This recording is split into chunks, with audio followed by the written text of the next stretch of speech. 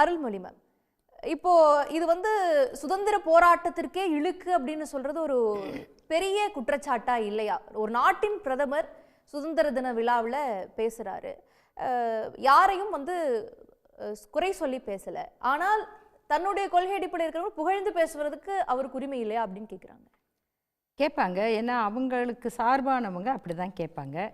அப்புறம் நாங்கள் பொதுவாக பேசுகிறோம் அப்படின்னு சொல்கிறவங்களும் இது மாதிரி கேள்விகளை வைக்கிறதுக்கு வாய்ப்பு இருக்குது. ஆனால் நியாயம்னு ஒன்று இருக்குது. அடிப்படையில் ஒரு பிரதமருடைய பொறுப்பு என்ன, ஒரு சுதந்திர தின உரையில் அவர் எதையெல்லாம் பேசணும் அப்படின்னு சொன்னால், பொதுவாகவே இந்த கடந்த ஆண்டுகளில் இந்தியா சாதித்தது என்ன, ஒரு பிரதமராக தன்னுடைய தலைமையிலான ஆட்சி இந்த நாட்டுக்கு என்ன செஞ்சிருக்கு, இதையெல்லாம் தான் பெருமிதமாக பேசுவாங்க. அப்போது ஒரு சுதந்திர நாளில் பேசுவதுங்கிறது அந்த சுதந்திரத்திற்கு நாம் என்ன மரியாதை கொடுத்துருக்கோம், இந்த அமைப்பை உருவாக்கி இன்றைக்கு காப்பாற்றி கொண்டிருக்கிற நம்முடைய இந்த கான்ஸ்டியூஷன், இந்திய அரசியல் சட்டம், அந்த அரசியல் சட்டத்தினுடைய மாண்பை நாம் எப்படி காப்பாற்றியிருக்கோம், இதெல்லாம் தான் வந்து பேசணும். முதல்ல வந்து இந்த செய்ததும் செய்யாமல் விட்டதும் அப்படின்னு பார்க்கும்போது, பிரதமர் அவர்களுடைய உரையில் அவர் பேசியிருக்க வேண்டியவை என்னென்னா, இந்த கடந்த ஆண்டில் இந்தியா எங்கெல்லாம் வென்றிருக்கிறது, நாம் எப்படி சீனாக்காரங்களை பயமுறுத்தியிருக்கோம், நாம் எப்படி பாகிஸ்தானை அச்சுறுத்தியிருக்கோம், எப்படி வந்து ட்ரம்ப்பையே நம்ம கண்ணில் விரல விட்டு ஆட்டியிருக்கோம், இப்படியெல்லாம் வந்து சொல்லணும். அப்போ தான் வந்து ஒரு சொல்லணும்னா சொன்னாலும் சொல்லுவாங்க. ஆனால் ஒரு பிரதமர் வந்து இப்படி இந்த மாதிரி செய்திகளில் அவங்களுடைய முக்கியத்துவம் முழுக்க வெறும் வெற்று முழக்கமாக இருக்கே தவிர அதுக்கான ஆதாரமாக எதுவும் கிடையாது. எதுவும் கிடையாதுன்னா ஆதாரமே இல்லை. இருந்தால் தானே அவங்க சொல்ல முடியும், இங்கே இருந்தால் தானே எடுத்து சப்ளை பண்ணுறதுக்கு, அப்படி எதுவும் இல்லை. ஆகையினால் அதுவும் கடந்த ஒரு மாதத்துக்குள்ளே மீண்டும் மீண்டும் மீண்டும் வந்து இந்தியா பாகிஸ்தான் போரை நான் தான் நிறுத்தினேன் அப்படின்னு 36வது முறையாக ட்ரம்ப் சொல்லிவிட்டார்.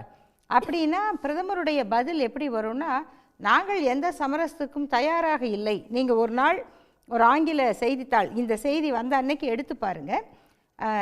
ஐ ஸ்டாப் தி வார், ட்ரம்ப் சொல்லுகிறார். India is not for any mediation. அதாவது அவர் இறந்த காலத்தில் பேசுகிறாரு, நம்ம பிரதமர் எதிர்காலத்தை பற்றி பேசுகிறாரு. இதனாலெல்லாம் சரிந்து போகிற அவருடைய அந்த பிம்பம் இமேஜ். சுதந்திர தின உரையில் RSS பற்றி பேசுறது விமர்சனத்திற்குள்ளாகுது. இதற்கெல்லாம் பதில் சொல்ற மாதிரி பிரதமர் அவர்கள் தற்சார்பு பொருளாதாரத்தை பேசுறாரு, இந்தியாவிலே தயாரிக்கணும், நம்ம தன்னிறைவு கொண்ட ஒரு பொருளாதாரம். ஆமாம், அதாவது அதான் சொன்னேன் இல்லையா, அவர் செய்ய தவறியதை பற்றியெல்லாம் செய்த மாதிரி பேசுறாரு. ஓகே, பேச வேண்டிய செய்திகளில் உள்ள ஆதாரங்களை பேசலை, செய்ய வேண்டியதுக்கான ஆக்கப்பூர்வமானவற்றையும் பேசாமல் செய்யாததையை இனிமேல் திட்டமிட போவது போல் அவர் வந்து பேசுகிறார். இது ஒன்று. அடுத்து கடைசி கட்டத்தில் எல்லார பற்றியும் பேசிட்டார். யார் யாரெல்லாம் அவங்களுக்கு எதிரானவர்களோ அவர்களை பற்றியும் சொல்லியிருக்கார். இப்போ வந்து பிர்சா முண்டாவை பற்றி பேசுகிறாரு. அவரை பின்பற்றி இன்றைக்கி அந்த பழங்குடி மக்களுக்காக போராடுறதுக்கு நீங்களோ இன்னொருத்தரோ போனால் அவங்களுக்கு அர்பன் நக்சல் அப்படின்னு ஒரு சீல் வச்சுருக்காங்க. நீங்கள் யாருக்காக போராடுகிறவர்கள், யார் வழியில் போராடுகிறவர்களை அர்பன் நக்சல்னு பேர் வைக்கிறீங்களோ அதில் மூல போராளியான பிர்சா முண்டாவோட பேரை சொல்கிறாரு.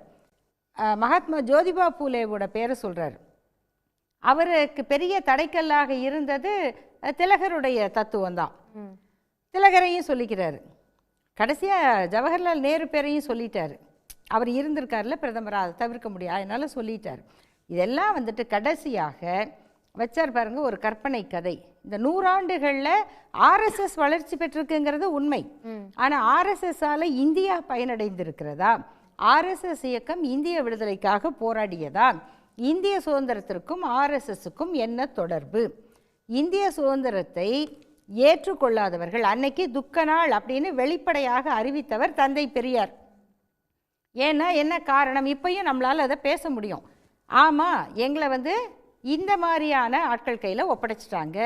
பெரியாருடைய மொழியில் பார்ப்பன பனியா கூட்டணி ஆட்சியிடம் எங்களை ஒப்புவித்து விட்டார்கள், அதனால் அது வந்து எங்களுக்கு கருப்பு நாள்னு சொன்னார்.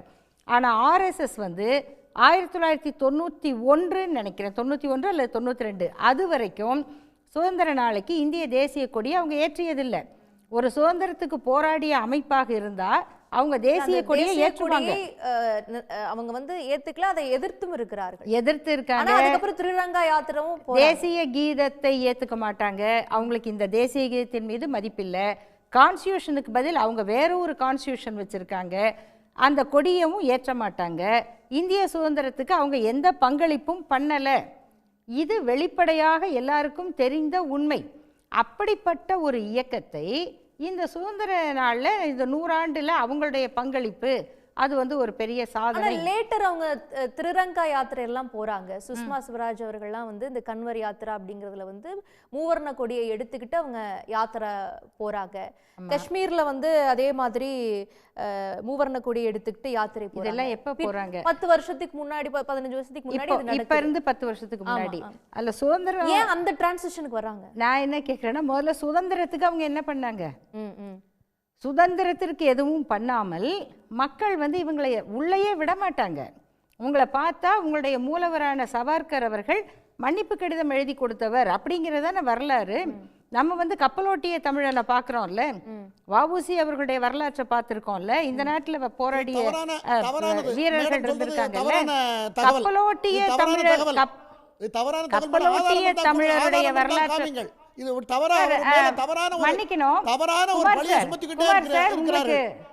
குமார் சார், உங்களுக்கு வந்து மறுபடியும் ஒரு வாய்ப்பு வரும். நீங்க இதெல்லாம் குறிச்சு வச்சுக்கோங்க, அப்ப பதில் சொல்லுங்க. இப்ப குறுக்கிட்டா நான் வந்து திசை திரும்பி வேற மாதிரி பேசணும். அதனால குறிச்சு வச்சுக்கோங்க. ஆதாரம் இருக்கான்னு கேக்குறாரு. ஆதாரமா? அவங்க ஆவணங்கள்லயே இருக்கு, கவர்மெண்ட் கெசட்ல இருக்கு, ஆவண காப்பகங்கள்ல போய் படிச்சு பார்க்க சொல்லுங்க. அதுல என்னன்னா பதில் சொல்றாங்க. ஆர்எஸ்எஸ் வரலாறு வந்து அவங்களே பாதி பேருக்கு சரியாக சொல்லி கொடுப்பாங்களான்னு தெரியாது. ஆர்எஸ்எஸ்ஸின் அரும்பணிகள் பற்றி புத்தகங்கள்லாம் நிறைய இருக்குது. அதெல்லாம் படித்து பார்த்தாங்கன்னா அவங்களுக்கே தெரியும். ஆகையினால சவர்கர் அவர்கள் வந்து மன்னிப்பு கடிதம் எழுதினாருங்கிறதும் அந்த கடிதத்தினுடைய வாசகங்கள் என்னங்கிற வரைக்கும் வெளிப்படையாக வந்திருக்கு. அவங்க தான் வந்து போரில் வென்றவங்களையே தோற்றவங்கன்னு மாற்றி எழுதுறவங்க தானே வரலாறுல. அதனால் இப்போ இதை இல்லைன்னு சொல்கிறது அவர்களுடைய இயல்பு, அப்படி இருக்கட்டும். ஆனால் சவர்கர் அவர்களை பொறுத்த வரைக்கும் நாம் வந்து நீங்கள் கப்பலோட்டிய தமிழரோட ஒப்பிட்டு பாருங்கள், யார் சுதந்திர போராட்ட வீரர் அப்படின்னு. அந்த ஒரு தடவைக்கு பிறகு மன்னிப்பு கேட்டு வெளியில் வந்தார் இல்லையா, அதற்கு பிறகு அவர் சுதந்திர போராட்டத்தில் ஈடுபடலை. அவர் ஒருத்தர் தான் இவங்களுக்கு இருக்கிற ஒரே ஒரு ஆதாரம். அவரும் அதில் வெளியே வந்த பிறகு சுதந்திர போராட்டத்தில் ஈடுபடவில்லை. அதாவது இவங்க ஆர்எஸ்எஸ் தலைவர்கள்னு சொல்லப்படக்கூடிய அந்த ஹைரார்க்கிலேயே சுதந்திர போராட்டத்திற்கும் அவருக்கும் சம்பந்தம் இருக்கக்கூடிய ஒரு ஆள் சவார்கராக இருக்கிறார். அவரும் சிறையிலிருந்து வெளிவந்ததுக்கு அப்புறம் போராடல. அவரும் ஆமா.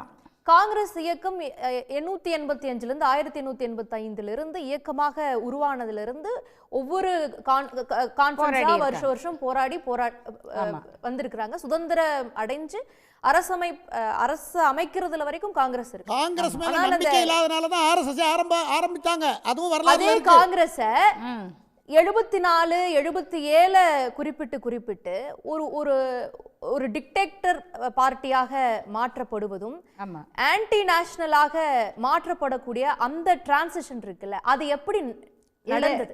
ஒரே ஒரு சுதந்திர போராட்டத்தில் பங்கேற்ற ஒரு தலைவர் இன்னைக்கு காந்தி, பகத்சிங், போஸுக்கு மேல வைக்கப்படுகிறார். இவ்வளவு ஹிஸ்டரியில் இருக்கக்கூடிய காங்கிரஸ் தலைவர்கள் எப்படி பின்னுக்கு தள்ளப்பட்டார்கள்? இதில் 2 முக்கியமான செய்தி இருக்குது. இப்போது திரு குமார் அவர்கள் சொல்லும்போது காங்கிரஸே வந்து ஆக்டேவியன் ஹியூமோட ஆங்கிலேயரால் உருவாக்கப்பட்டது, அதுதான் அவங்களுடைய மூலம்னு சொன்னார். பிஜேபியை உருவாக்கிய ஷியாமா பிரசாத் முகர்ஜி அவர்கள் காங்கிரஸ்காரர் தான். நேரு அவர்களுடைய அமைச்சரவையில் இருந்த அமைச்சர் தான். அப்போ பிஜேபிக்கு மூலம் காங்கிரஸ் தான், காங்கிரஸ்க்கு மூலம் வெள்ளக்காரர் தான். அங்கிருந்து தான் இவங்க வரலாறும் வருது. இந்து மகாசபா இது இல்லைன்னு அவரை சொல்லுங்க, வேணா இங்கே சொல்லிக்கலாம், ஆனால் போய் படிச்சு பார்த்தா வருத்தப்படுவாங்க. ஆகையினால அவர்களுடைய ஷியாமா பிரசாத் முகர்ஜி அவர்களும் காங்கிரஸ்காரர் தான். இந்திரா காந்தி அவர்கள் எமர்ஜென்சி கொண்டு வந்தது நம்ம எல்லாரும் எதிர்த்தோம். இந்தியாவில் ஜனநாயகத்தை காப்பாற்ற வேண்டும் என்கிற எல்லா தலைவர்களும் எதிர்த்தார்கள். இவங்க அங்கே வந்து இந்த கூட்டணியில் ஒட்டிக்கிட்டாங்க. ஜனசங்கம் அப்படிங்கிறது ஷியாமா பிரசாத் முகர்ஜி அவர்கள் உருவாக்கிய அந்த ஜனசங்கம் இந்த எமர்ஜென்சி எதிர்ப்பு கூட்டணியில் வந்து ஒட்டிக்கிட்டாங்க. அதில் இருந்து அதுக்கு பிறகு தான் அவங்க பாரதிய ஜனதாவாக மாறுறாங்க. அப்போது நடந்த அந்த 2 ஆண்டை வச்சுக்கிட்டு இன்னைக்கு வரைக்கும் நாங்கள் வந்து சுதந்திரத்தை அவங்க சொல்கிறது வந்து எமர்ஜென்சி எதிர்த்து போராடினோம்னு சொல்கிறீங்களா? கண்டிப்பாக அந்த கூட்டணியில் நீங்களும் இருந்தீங்க, அது நியாயம், அதை நம்ம ஒத்துக்கணும். ஆனால் அவங்க அறிவித்த எமர்ஜென்சி நடத்துனாங்க, இவங்க அறிவிக்காத எமர்ஜென்சி நடத்திக்கிட்டு இருக்காங்க. அவங்க கெட்டவர்னு இவங்க சொல்லிக்கிட்டு இருக்காங்க. இதுதான் இந்த ரெண்டுக்குமான வேறுபாடு. உடனுக்குடன் செய்திகளை தெரிந்து கொள்ள சன் நியூஸ் பெல் ஐகானை கிளிக் பண்ணுங்க.